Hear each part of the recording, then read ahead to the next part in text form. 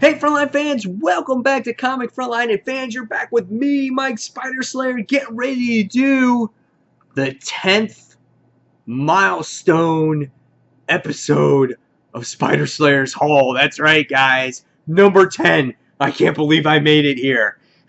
It's so funny, because if you went back to my original channel, Comic Book Corner 2.0, I would probably be up to like 250 by now. But anyway, we're at number 10.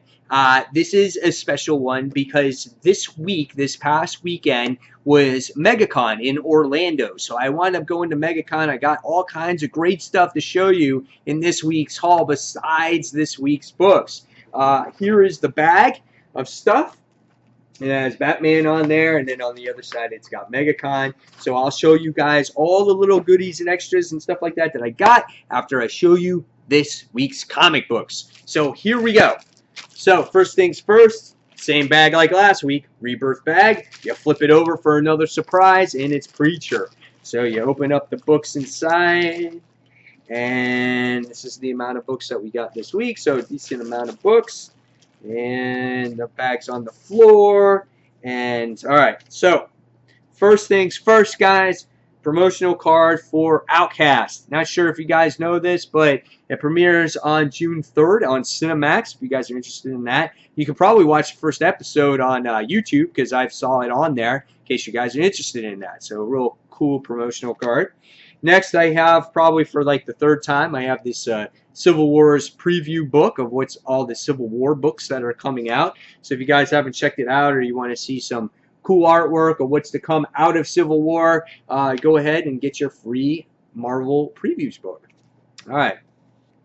Next, this week we wound up getting, we'll start with a DC Rebirth title, and the first one goes to DC Rebirth Green Lanterns. On my review, I probably said Green Lantern. That actual review is already posted up there, so if you guys haven't checked out my Green Lanterns Rebirth review, it is up, and you can also check out Superman, and you can also check out Batman. Those reviews are already up, thanks to the other frontliners, Brant, and I think Chris did it as well. So check this out. Alright, next is Green Arrow Rebirth from DC Comics, issue number 1. For me, this most recent run of Green Arrow has just been bad. I stopped reading it after Ollie became some werewolf. I'm really interested to see what direction now Green Arrow is going to go in, even though this is just the initial Rebirth title. But I'm happy to see maybe a more traditional Green Arrow here. So this is Green Arrow Rebirth number 1. And for that great price of $2.99. Can't beat it. Alright, next we got a Marvel title. Issue number 10 of All New, All Different Avengers. They wanted to be cool like Mike Spider Slayer and have a number 10 on their book. So, yeah, it's To the Stars. So I'm not sure what to expect here. Last book, I think, had a Road to Civil War thing with it. I don't even know. But the Avengers is for me, it's been kind of a little bit of a jumbled mess. I'm not sure where each particular issue is quite going, as it has to do with Pleasant Hill, then it has to do with another story, and then it has to do with the Wasp, and then it just never has a chance of the book being cohesive. And that's what I'm trying to get out of All New, All Different Avengers. How long does it take to get there? I don't know. Will it actually get there? I don't know, because after Civil War, supposedly, things are changing. Teams will be split. There will be new stories. There will be new writers. So we'll see what happens. This is All New, All Different Avengers, issue number 10. Next, we have another little banner that claims that it's the Road to Civil War 2, and this is All New Wolverine, issue number 9. At the end of the last issue, we wind up seeing Laura go into the belly of the beast of Fing Fang Foom, and it looks like she was going after to find Logan. That's basically what was going on there. How does that tie in the Civil War? I'm not sure, but nevertheless, I'm going to continue to read this. Tom Taylor writes it. I have faith in him. I'm hoping that this book continues to be pretty good. Where it goes from here, I don't know. Hopefully Tom Taylor doesn't get the shaft like he did in Superior Iron Man, where his run had to just end, and it was a brilliant run indeed. So this is All New Wolverine, issue number 9. Next, we have The Amazing Spider-Man issue number 13. This says Spidey is versing Iron Man, and he's got Miles Morales on his side here. Last issue, we got to be introduced to Regent. How does this tie into the whole Dead No More thing? Does it? Is it just another filler story? Is it a stall? I don't know. We'll see. This is Amazing Spider-Man issue number 13. Next, we have another DC book, and it is Batman Rebirth. Oh, Batman. So I had to do it. That's gay. But anyway, $2.99. Again, can't beat it. We'll see how the issue is. Again, it's not the introduction to the series, really. It's just a Rebirth book. We'll see where it goes. Batman Rebirth, issue number 1. All right. Next is obviously the highly anticipated event of the year once again for Marvel Comics, and this is Civil War number 2. Really loved the 0 issue of this, though. It was a great introduction to some of the major players that were going to be in this event, whether it was Captain Marvel, whether it was Rhodey, whether it was the Inhuman in here, or whether it was She-Hulk. They were all wonderful in their own way, and hopefully the way this book is written, it continues to be that way. This is a hefty book. It's got a nice solid cover in here. It's not flimsy paper. It's actually made out of cardboard. It's a pretty nice looking book. You know, I guess that's what you do when you pay $6 for a comic book. You gotta add kind of like the cardboard part of it. But it's beautiful artwork. Here's just like an introductory page to it. So my hopes are high for Civil War. In so many ways, I always got to root for Marvel to try to put a positive product on the table. And hopefully, whatever happens with Marvel now, just please make good stories and make the comics maybe not so expensive. So this is Civil War 2, issue number 1. All right. Next, we have another one that's leading to Civil War, and that is Invincible Iron Man issue number. Where are we on this book now? Number 10. Same thing. Another number 10. The best thing out of these Iron Man books as of late has been the covers. Mary Jane, that's about it. The story has been very lackluster to me. I continue to read it because, again, I have faith in Brian Michael Bendis that he will bring this book to brilliance like he did in the first opening story arc. Lately, with Mike Deodato on the artwork, it's been not a pleasant book to look at. It's very dark. The story's been very forgettable. And hopefully it becomes better. So this is Invincible Iron Man issue number 10. All right, next we have a independent comic book. Long time waiting. I think it's been since December. Paper Girls issue number 6. And now we're back into, I guess, maybe modern day times, or when the girls are older now and they got to deal with the situations. But I cannot wait to get my hands on this. Brian K. Vaughan is back with it. So excited. Paper Girls issue number 6. Next is Image Comics Savage Dragon issue number 214. Savage Dragon has been brilliant as of late. I love seeing the relationship between MJ and Dragon here. And recently they had babies, and then in the last issue the babies were stolen from Dart, which is an arch nemesis from Dragon. And it's going to be interesting to see in the future also how Malcolm deals with having all these babies. He's got like 4 dragon kids now, so it's insane. He went from being a kid to being an adult to being a parent, and like no time flat. So there's a lot going on for him. Savage Dragon issue 214, great book. Eric Larson. Next, Spider-Man 2099, number 11. It's okay. It's nothing that's been blowing my socks off. It's supposedly, I guess, it's going to have to deal with the 2099 Civil War. Last issue, we were introduced to a Venom 2099. We haven't seen him in a while. We'll see where we get out of it.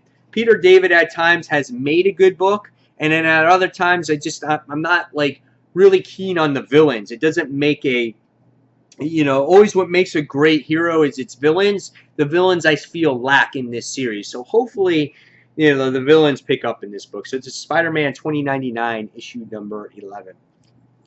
Next is the long-awaited return of just the regular Spider-Woman book, without an event tied to it. I can't wait to see Jessica Drew back. She's a mother. She has to deal with having a kid. She's got to deal with these adventures. She's got to be doing private investigating, and it's kind of interesting cover how she's in like she's like in a tuna can, but she's got to do battle against Tiger Shark in here.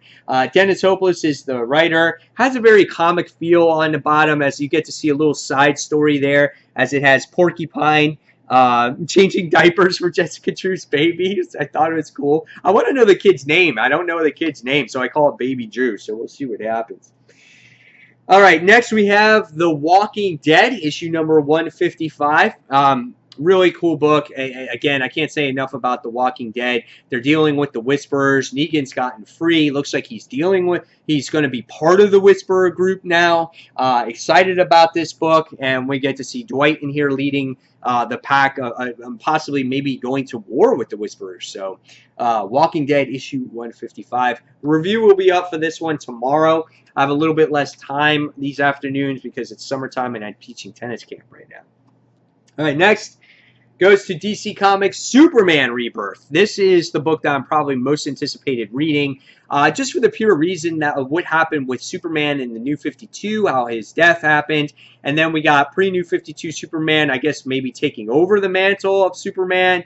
Not sure if pre-New 52 Superman is going to be back. From what I heard, this is the book that comes closest to the ties of Rebirth, I guess. So I can't wait to read this one. DC Superman Rebirth, issue number 1, $2.99. Can't beat it. Makes my day all day long. All right, at the store today, I got a couple of oldie comics. Spider-Woman, issue number 1.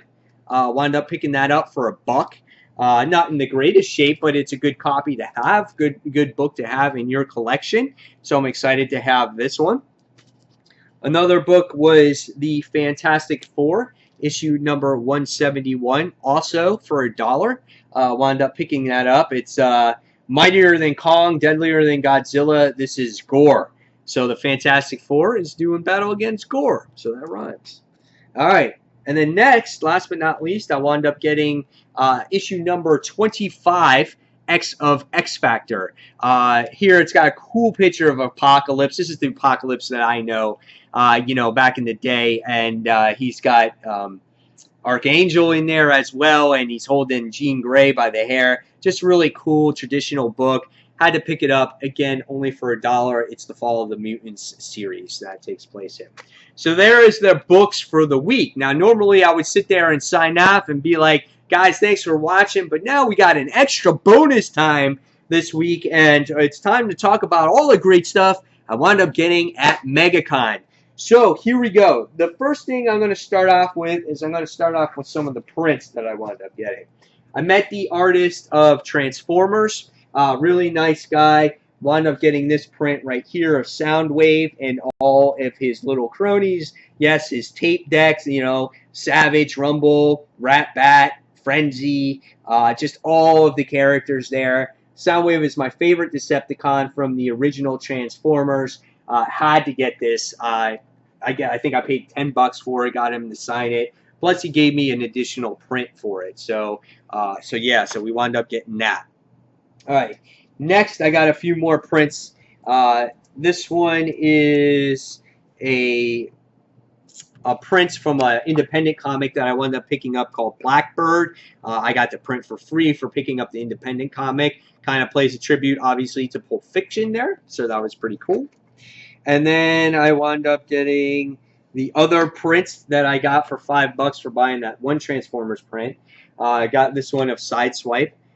Really cool. I thought I'd get a traditional Autobot in there. Just reminds me of the old days of the Transformers. Really cool stuff there. Same thing. He wound up signing it for me on the bottom of the print, so that was nice. The next print I wound up getting was the artist for My Little Pony. Wound up getting this for me. So I wound up getting this for my daughter. She wound up signing it. And my daughter's a huge Wonder Woman fan, so Wonder Woman was you know, shoved into the picture with all the Marvel characters, which I thought was hilarious. But she did a really nice job on it. She signed it for me. Really cool sketch. I really loved it. She was really nice. And I got her a card. I got to thank her for it. So it was awesome, awesome artwork there. And then last but not least, on the print side of things, I wound up getting this Spider-Gwen print. It's just absolutely gorgeous. You know, just the layers that go into this print are awesome. Just you get to see the touches of color in here with the black and white, and just a nice looking book overall, or book sketch overall. I just had to buy it. Cost $10. That's it. Go in my collection of pieces that I have collected over the years. So that was really cool. All right, so now we go into the MegaCon bag. This was a big bag. I knew I was buying stuff. It's not filled to the top, but for $5, I wound up getting that bag so I could carry all my stuff. And MegaCon was a blast. You know, Gail Simone was there. We had Azzarello was there. David Finch was there. There's just so many people there, and the con has definitely gotten bigger over the years. First thing I wound up getting was this cool coloring sheet for my son. Yeah, so I got that there. Next thing I wound up getting was, let me see if I can wind up picking this up. I wound up getting Pokemon cards for my son, so he wound up getting a few of those things. And let's see what else I got down here. So we'll start with this stuff here. We got the MegaCon Orlando 2016 previews guide.